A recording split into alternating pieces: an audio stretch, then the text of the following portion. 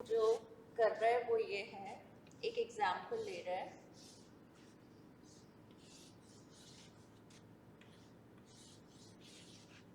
हमने अभी जो डिस्कशन कर रहे हैं पिछले 2 हफ्ते से माइंड के ऊपर, राइट?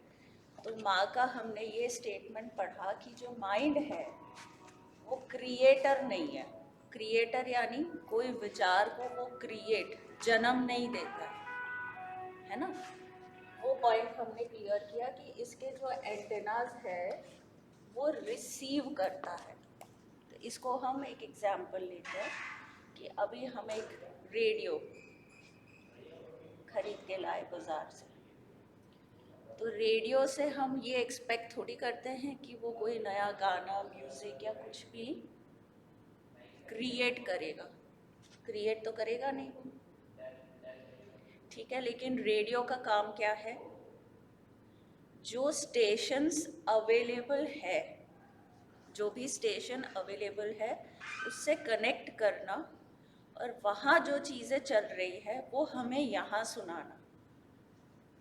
इतना तो सबको क्लियर है कि जब भी हम रेडियो ऑन करते हैं तो हमारी एक्सपेक्टेशन क्या होती है कि वो कोई एक स्टेशन पकड़ेगा और वहाँ जो भी चल रहा है कंटेंट वो हमें प्रेजेंट सिचुएशन में सुनाई दे। तो फर्स्ट थिंग हमने माइंड के बारे में पढ़ी वो ये है कि माइंड कंटेंट क्रिएटर नहीं है। मतलब वो उस कंटेंट को क्रिएट करता नहीं है। क्या करता है? रिसीव करता है। तो इसकी तुलना हमने किससे की? रेडियो से। कि जब रेडियो का एंटेना उस स्टेशन, पर्टिकुलर स्टेशन के साथ ट्यून होता है तो वहाँ जो भी कंटेंट बज रहा है, म्यूज़िक, इंस्ट्रूमेंटल, जो भी न्यूज़ आ रहा है, वो वैसा का वैसा यहाँ पर हमें वो पकड़ के वो सुनाता है, ठीक है। अब इसमें दो चीज़ हो जाती है। दो चीज़ क्या हो जाती है? तो हम एक एग्जाम्पल लेते हैं कि ये हमने 500 रुपीज़ का एक रेडियो खरीदा है, ये 50,000 का है और ये 5 लाख का है, ठीक है। अब एक पर्टिकुलर स्टेशन है जहाँ पे क्लासिकल इंडियन म्यूजिक बज रहा है। तो हमने तीनों रेडियो को उस स्टेशन से कनेक्ट कर दिया। तो तीनों रेडियो में क्या चीज़ बजेगी? क्लासिकल इंडियन म्यूजिक जो वहाँ बज रहा है वो उसी की ही सिग्नल को रिसीव करके हमें यहाँ पर सुनाई देगी, है ना, थ्रू ऑल द 3 रेडियोस, चाहे वो जिस भी ग्रेड का हो। सही है। तो फर्स्ट थिंग क्या है? चाहे किसी भी रेंज का रेडियो है, वो डिफरेंस क्या लाएगा इन टर्म्स ऑफ क्लैरिटी? कि सेम चीज़ सुनाई दे रही है, लेकिन हो सकता है कि जो लोअर क्वालिटी का है वो खड़खड़ करता हो या अचानक एक दिन बंद हो गया। ये थोड़ा सा मीडियम क्वालिटी है, इसमें हमने बहुत ज़्यादा तामझाम करके बना दिया, लेकिन सुनाई तो वही चीज़ देगी जहाँ पर वो रेडियो को हमने ट्यून किया है। ये पॉइंट क्लियर हुआ? तो पहला चीज़ क्या है कि ब्रेन जो है, ह्यूमन ब्रेन, वो किसी भी कंटेंट को क्रिएट नहीं करता है। माइंड क्या करता है? किसी स्टेशन पे जाकर वहाँ से खींचता है। अब हमने उस माइंड को इन रेडियोस के साथ में कंपेयर किया। तो जब हम ये बोल रहे हैं कि क्वालिटी वाइज ये ब्रेन बेटर हो गए, का मीनिंग क्या है? कि ये जो ब्रेन है वो खड़खड़ाहट के साथ में सेम क्लासिकल म्यूज़िक सुनवा रहा है हमें, ये भी सेम सुना रहा है। तो पहला माइंड का कल्टीवेशन क्या है कि हम जो भी विचार या जिस भी चीज़ से ओपन होते हैं उसको हम बेस्ट वे में कैसे प्रोड्यूस कर सके। तो उसमें हमने क्या किस पे वर्क करा, टेक्नोलॉजी ऑफ द रेडियो। वैसे ही जो हम बात कर रहे हैं माइंड के डेवलपमेंट की, है ना। तो यहाँ पे जैसे मान लो कोई सितार का धुन बहुत सुंदर वे में बज रहा है, अब वो उसमें खुड़ खुड़ फिर बहुत मधुर म्यूजिक, फिर खुड़ खुड़ ऐसा आ रहा है, और इसमें बहुत क्लियर आ रहा है, तो हमारा फोकस इसमें बेटर हो सकता है। इसको हम बोलते हैं फोकस कंसंट्रेशन की capacity. Here again we are not discussing the quality.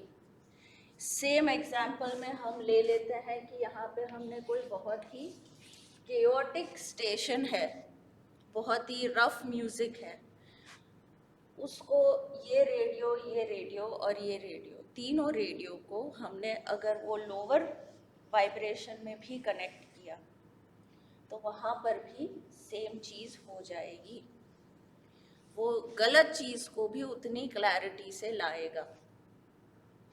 तो अगर हम फोकस बढ़ाते हैं, फोकस कंसंट्रेशन की ट्रेनिंग लेते हैं, साइमल्टेनियसली अगर हम थोड़ा सा हायर एम अपने माइंड को, अपनी लाइफ को नहीं देते हैं, तो सिर्फ क्लैरिटी का हम क्या कर लेंगे। कोई गंदा सा म्यूजिक बज रहा है जो कि बहुत ज़्यादा लो वाइब्रेशनल ही है, ठीक है, हमने ह्यूज म्यूजिक सिस्टम्स लगा दी, तो वो तो बल्कि उस गंदी चीज़ को और ज़्यादा क्लैरिटी से और धाम धूम से सुनाई देगा हमें। तो फोकस तो आ गया, लेकिन कहाँ आ गया। तो हमने जो 5 सीढ़ियों की बात करी, जो आपका सेंट्रल आइडिया है, वो अगर तुच्छ है तो क्वालिटी ऑफ लाइफ अपर नहीं जाएगी। और जो हमारी लाइफ का सेंट्रल आइडिया है वो अगर थोड़ा सा बेटर क्वालिटी का है, तो उस पे फोकस करने से हम कुछ ज़्यादा क्लैरिटी ला सकते हैं। तो अभी वापस हम फर्स्ट पॉइंट पे चले जाते हैं। हमने कहाँ से शुरुआत की कि माइंड कोई भी कंटेंट क्रिएट करता नहीं है, उसको जिस स्टेशन से अटैच कर दिया जाए वैसे थॉट्स को वो खींचता है, ठीक है, जितना आप उस चीज़ पे फोकस करते हो। तो अब यहाँ हम एक एग्जाम्पल लेते हैं कि कोई पॉजिटिव थॉट प्रोसेस है, कोई घटना घट गई, ये 3 किस्म के हमने ब्रेन ले लिए ABC।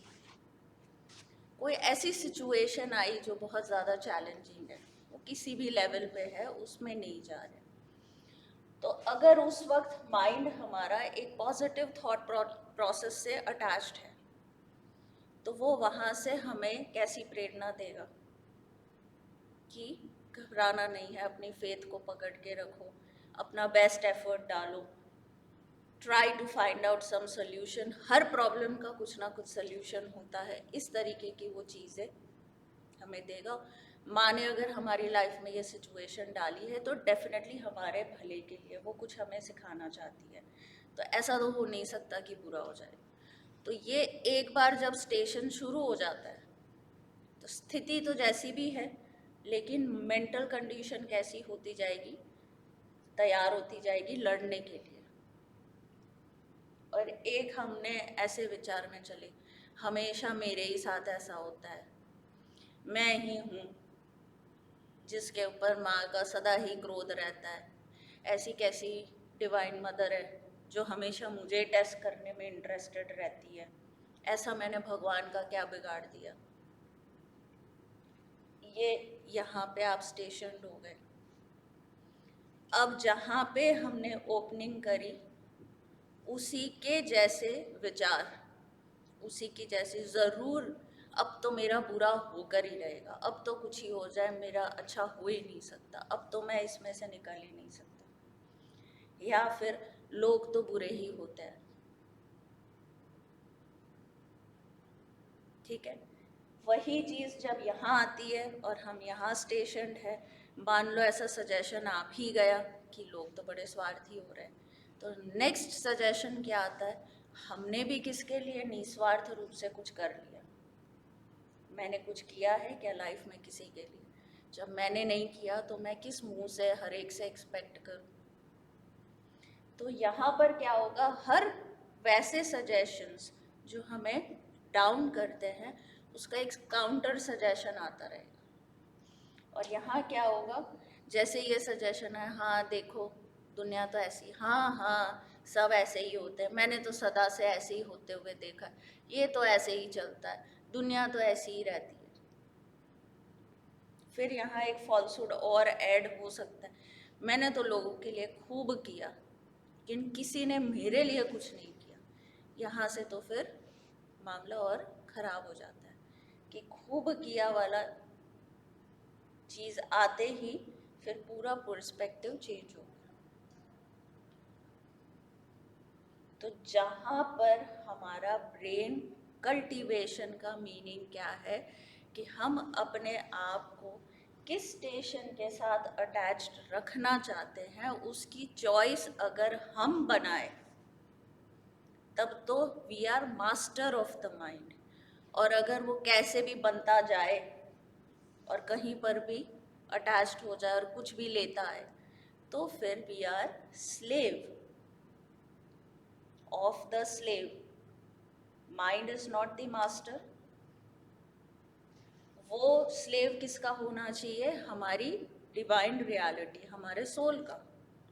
लेकिन वो मास्टर बन के बैठ जाता है, और वो भी किस किस्म का मास्टर, सडनली वो इस स्टेशन से अटैच हो गया, फिर सुनाते सुनाते यहाँ चला गया, फिर यहाँ चला गया, फिर यहाँ चला गया। तो कैसा हो गया, एक वेवरिंग क्लाउडेड माइंड हो गया।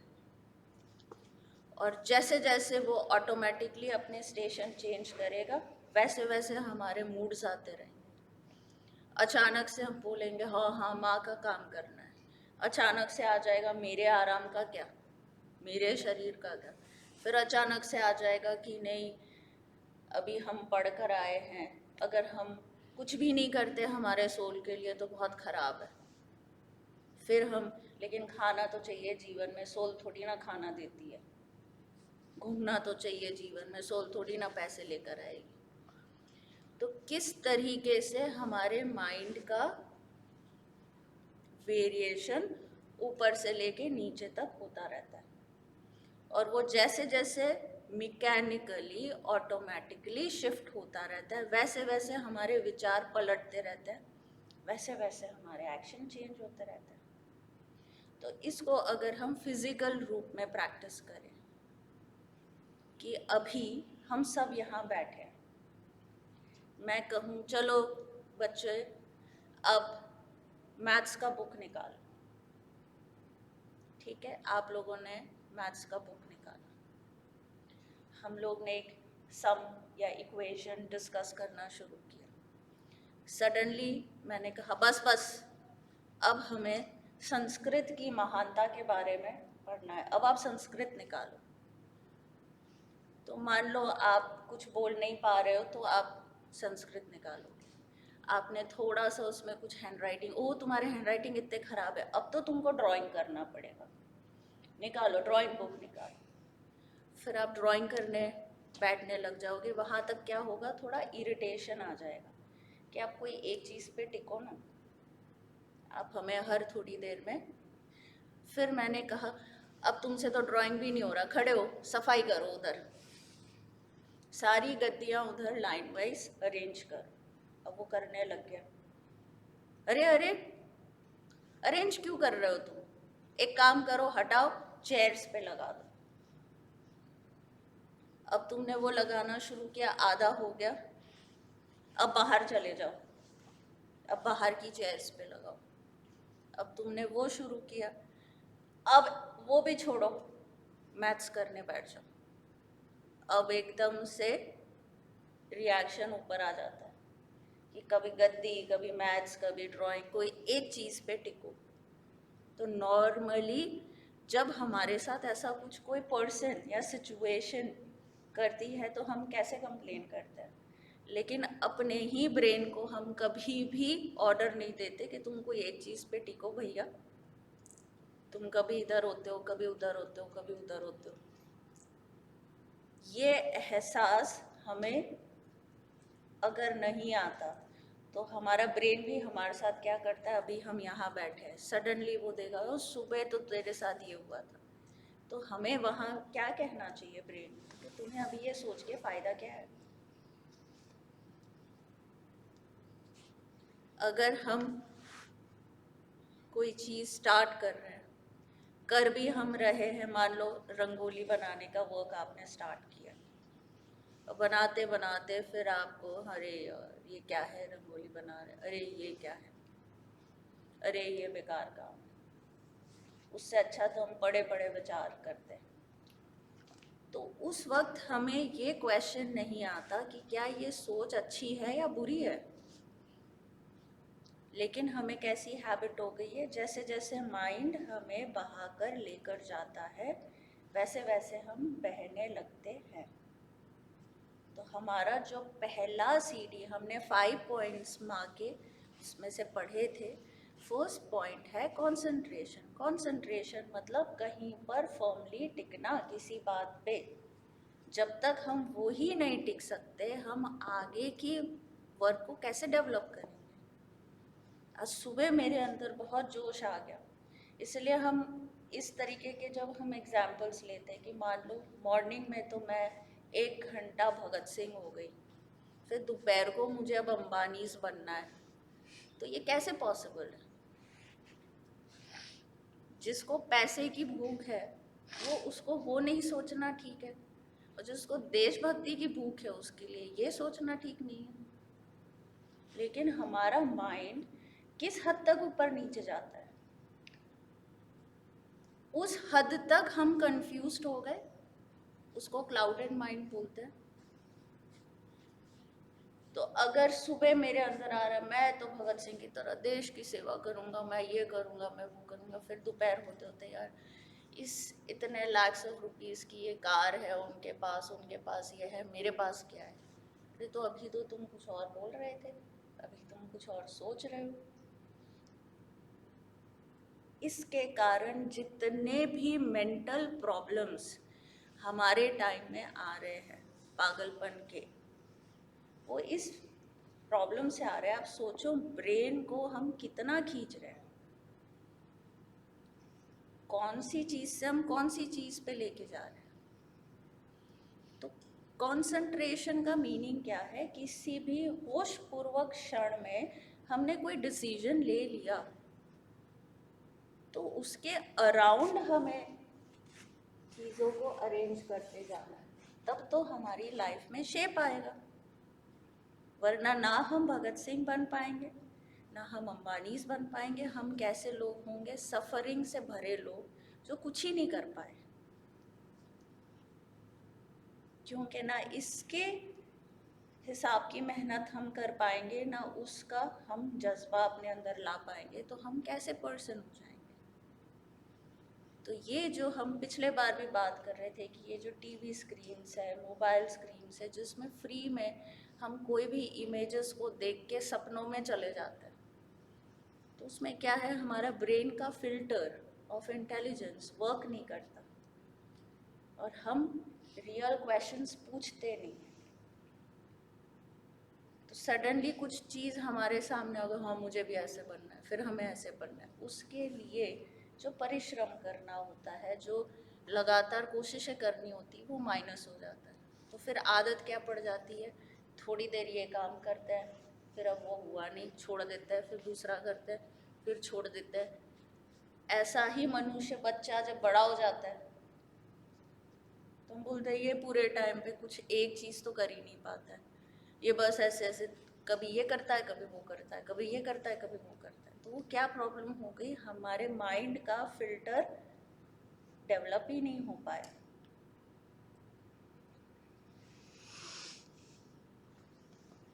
तो ये चीज़ जितनी भी हमको समझ में आए, इसको लिखना है।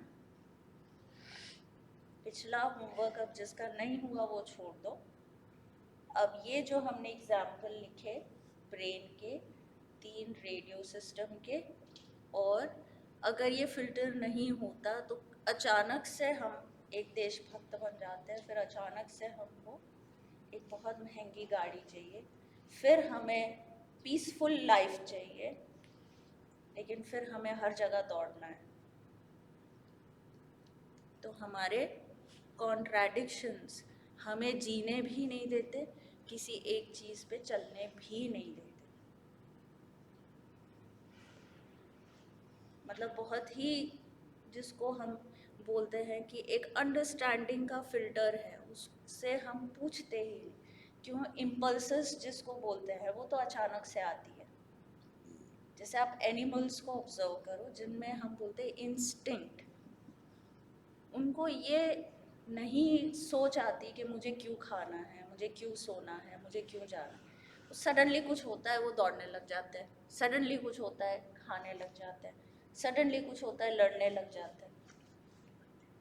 वैसे ही ह्यूमन बीइंग्स में अगर आप ऑब्जर्व करो, सडनली कोई विचार आता है, हाँ तुम यहाँ पे रह के कितने मिजरेबल हो, तुम तो कहीं नहीं घूमने जा सकते, तुम सिंगापुर भी नहीं जा सकते, तुम ऑस्ट्रेलिया भी नहीं जा सकते, तुम कहीं नहीं जा सकते, तुम तो झुंझुनू में ही रहो।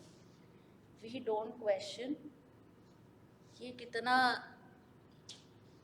कितना मूर्ख सजेशन है। मतलब अगर मैं झुंझुनू में नहीं भी होती तब भी तुम तो अब ऑस्ट्रेलिया में बिजनेस भी नहीं कर सकते ना, तो तुमको ऑस्ट्रेलिया में बिजनेस करना है, क्वेश्चन नंबर 1। क्वेश्चन नंबर 2, उसके लिए तुम्हारे पास कोई चीज़ें हैं? ये इसमें तो हम जाते ही नहीं। सडनली एक सपना सा उठता है और फिर हम भागने लग जाते हैं। ऐसा हो जाए तो कितना अच्छा, फिर ऐसा हो जाएगा, फिर हम वैसे हो जाएंगे, फिर ये मिलने लग जाएगा, और क्वालिटी ऑफ लाइफ वैसी की वैसी रहती है। तो 2 चीज़ें हमने डिस्कस की। क्वालिटी ऑफ लाइफ तो कहाँ हमारा स्टेशन है चेतना का, वहाँ होगा। अगर हमें शांति चाहिए तो हमें वैसी समझ लानी होगी, अगर हमें भागना है तो वैसी समझ लानी होगी। क्वेश्चन तो ये नहीं है कि हमें पैसा चाहिए या परमात्मा चाहिए, क्वेश्चन ये है कि हमें सब कुछ चाहिए, एकदम शांति चाहिए, लेकिन मैं रैट रेस का हिस्सा भी होनी चाहिए। 2 चीज़ें पॉसिबल नहीं है। तो क्लैरिटी हम में नहीं है। मुझे आश्रम स्कूल में भी पढ़ना है, लेकिन जो बाहरी स्कूल की फिर चीज़ें होती है वो भी मुझे करनी है। फैशन में तो मैं पीछे नहीं रहूँ, लेकिन आश्रम स्कूल में ज़रूर पढ़ूँ। ये तो 2 चीज़ नहीं होगी। वहाँ तो फिर लोग 9-9 बजे तक उठते नहीं है, तो वहाँ का हमें एग्ज़ाम का प्रेशर भी नहीं है, लेकिन वो चीज़ें हमको कंपेयर करनी नहीं है। जस्ट हमारे वाइटल थॉट्स को, यहाँ पे हम वो गहरी बातों में तो जा ही नहीं रहे कि हम क्यों आश्रम में पढ़ रहे हैं, क्या है, हम तो प्योरली मेंटल और वाइटल सजेशंस की बात कर रहे हैं। कि आज जैसे जो बच्चे हैं वो बाहर जो रहते हैं, तो उनका लाइफ इतना आसान थोड़ी है। हर पग पे उनको एक एग्ज़ाम देनी होती है, एक प्रेशर उठाना होता है समाज का, वो भी हमें नहीं उठाना है। हमें चाहिए तो ऐसा ही, लेकिन यहाँ जहाँ रह रहे हैं वहाँ की भी हमें प्रॉब्लम उठानी है। तो बेसिकली हम एक कैसे इंसेक्ट हो गए कि जिसको जहाँ ही रख लो वो वहाँ तकलीफ ही पाएगा, कहाँ रह रहे उससे मतलब नहीं है। क्यों? जहाँ रहेंगे वहाँ की जिम्मेदारी हमें नहीं उठानी है, जो उसके बदले में मिलती है चीज़ें वही हमें चाहिए। तो ये कितना हमारा टॉर्चरस लाइफ हो जाएगा। So we have to ask right questions. अगर वो हम नहीं पूछते हैं तो कोई फ़ायदा नहीं है। जिस भी लेवल की प्रॉब्लम हो, बहुत हायर लेवल की हो, बहुत एक छोटे बच्चे की हो, बात तो वही है, मुझे करना कुछ नहीं है और मुझे चाहिए सब कुछ, ये नहीं हो सकता। कभी नहीं हो सकता।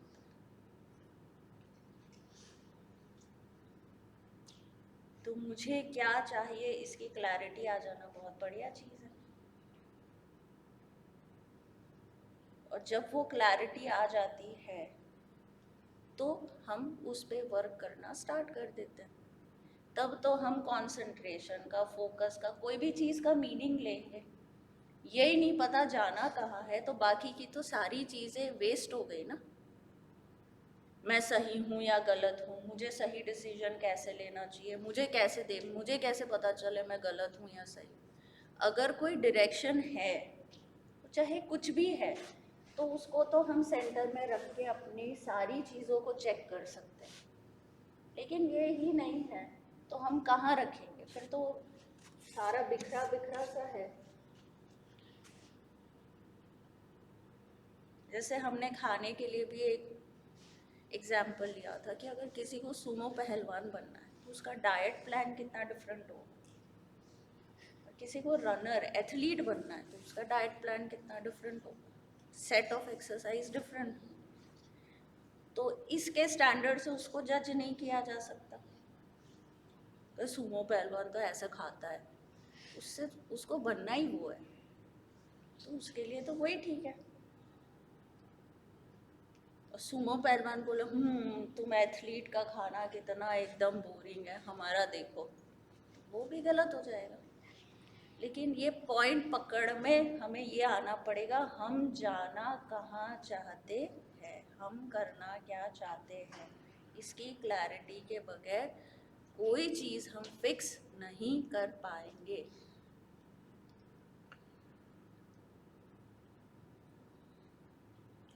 ठीक है, तो ये पॉइंट्स जितने भी आपको जिस हद तक भी समझ में आए हो उतना आप लिखिए, तो उससे हमें ये पता चल जाएगा कि भाई हम कहाँ पर क्या पॉइंट को कैसे समझ रहे हैं। वेडनेसडे को फिर हम फर्दर डिस्कशन करेंगे। आज वो ड्राइंग भी कंप्लीट करने की कोशिश करें।